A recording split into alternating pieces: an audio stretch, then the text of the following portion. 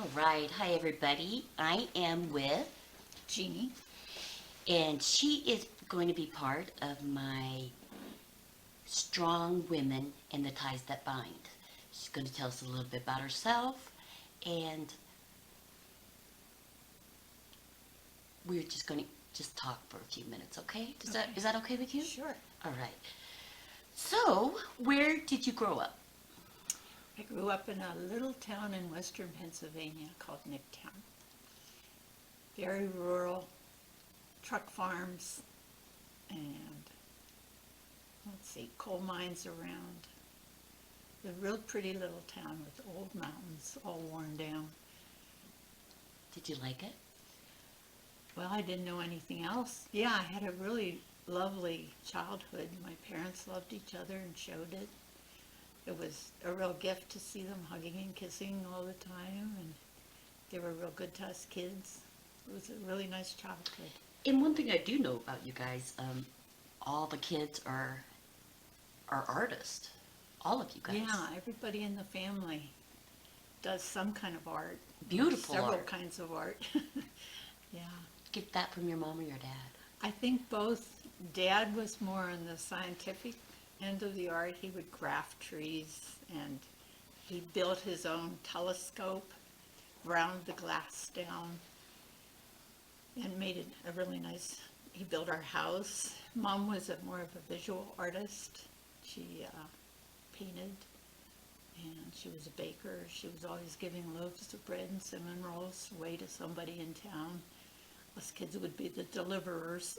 Yeah. And then you got married. I got married when I was 20. I had a little bit of college in, but I think only a semester. Yeah. And I married Earl, and we had 3 children, Scott, Julie, and Aaron. And we did a lot of exploring of the area where we lived together. And then we were approached by some priests who wanted us to be on the team for Pre-Cana, and we did that for a year, and then they wanted us to do engaged encounters, so we trained and we did encounter weekends for engaged couples. Oh. And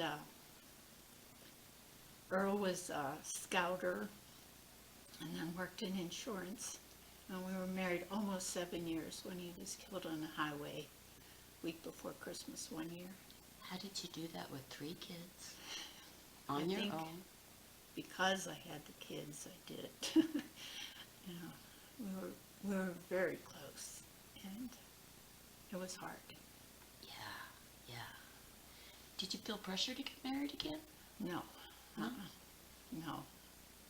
Nobody ever talked about that. I did date after a while, but I wasn't really interested in getting married again because it hurt so much to lose somebody.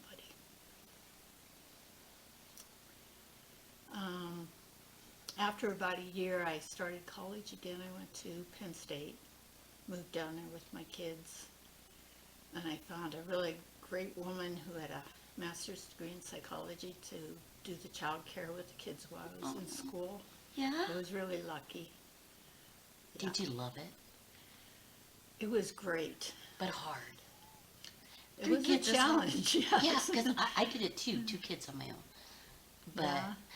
college for me, this is what college did for me. It gave me something no one can ever take away. Mm-hmm. And the things I learned, it opened up my mind in ways that was just, I would have never got in any other. I learned how to think critically, Yes. Yeah. and that was probably the greatest gift. Yeah, really. But you Yes. got your master's. You Yeah. ended up getting your master's. I did. At the end of my bachelor's degree, which was in individual and family studies, and it was an intradisciplinary program that combined psychology and biology and social studies love and that. economics. It was a great program. At the end of that, toward the end of it, I met my husband now, Joe, and we got married while I was still finishing school and applying for graduate school. And he had been out in Montana in the service, and his first marriage was in Montana. I wanted to go back there, and I was ready to go west too and see new territory. And so I had the choice between Central Washington University and University of Montana, so I visited both of them when we moved out and picked Montana. And that was kind of hard, the move with the kids, the new marriage, all the physical thing of relocating. The first semester I started graduate school, I kind of discombobulated and I dropped out. And after I got a good rest for a couple months, I went back in the next term and finished. But you knew you needed the rest. I did. See, I think really that's did. amazing because even for women to get a bachelor's back then was kind of out of the ordinary. And you went ahead and got your master's after your husband died and you had 3 kids. That's commendable. Thank you. Right. When on this series that I'm doing, Strong Women, there's certain attributes that women have that can go through something really, really, really hard for a long time, like prolonged trauma, which is one of the hardest things. And still, like coming to present time to this day, they're just really good people. Really, really good people. What happened? What do they possess? What do they own that makes them take that turn and end up in the present? What are those ties that bind? What do you think? I can think of several things. One, when you go through difficult situations, challenging situations, when you're really down, you appreciate things when they're good again. And you can sympathize or empathize with people who are also going through hard times. It gives you more compassion, I think. I'm so glad it did that in your situation, but most, it doesn't give compassion. It makes them bitter. It makes them, do you know what I mean? Well, you always have choices. You can, Personal choices. yes, you can choose to become embittered and complain a lot and bemoan your fate, or you can say, I want a better life for myself and I'm going to get it. And that's a tie that binds. Yeah, Yes. and there's a resilience involved too. Resilience, I think Yes. that's a huge one. Yeah. Because that's even with children are abused, that's a hallmark. You know, the resilience of that own child. Yeah. So I guess it's so much personal, your personal strength inside. Yeah.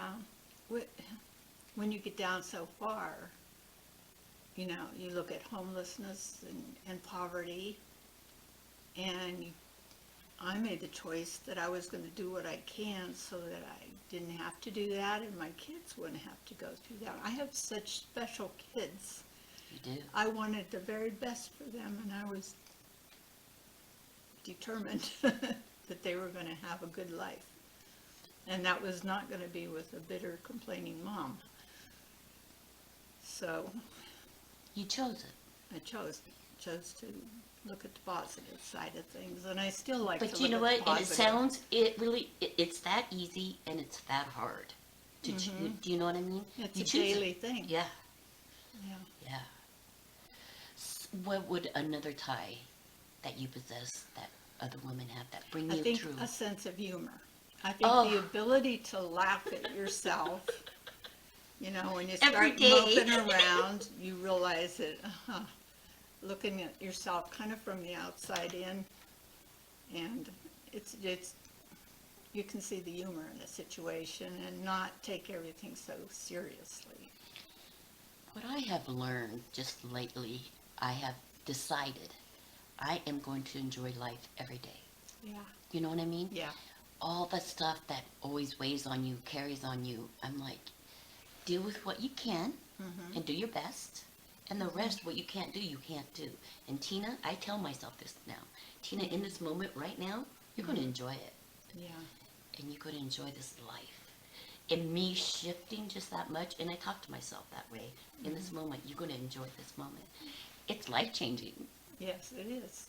And I had a big teacher, let's see, what was in the 90s. I got skin cancer. It was a melanoma. And it was, I think, a stage 3, so there was a good chance that it could have spread. But it didn't. It made me reevaluate everything. And I realized I was working too hard. I was taking things too seriously at that point. And it really helped me. It was a good teacher. So I started paying more attention to everything. Diet, exercise, having An fun, awakening. relaxing. Yeah, it was a Yes. real awakening. And some people just never get that awakening, or they don't allow it, Mhm. or they don't choose it. Choose. I think choice is very important. We always have a choice, even in the worst situation. We can choose how we look at it, how we accept it or not. Mhm. Yeah. 'Cause to me, like art, beauty, music, it can heal you in ways. If you let it, you have to let it. Mm-hmm. Open yourself and you let it. Mm-hmm. And I learned that, and because my next, as we get older, my next, I want to be peaceful. I want peace in my life, you know, and just be a good person and give back, but Yeah. just That puts you in the present moment, here Yeah. and now. And that's where all the power is. right now. Right here and now. Yes.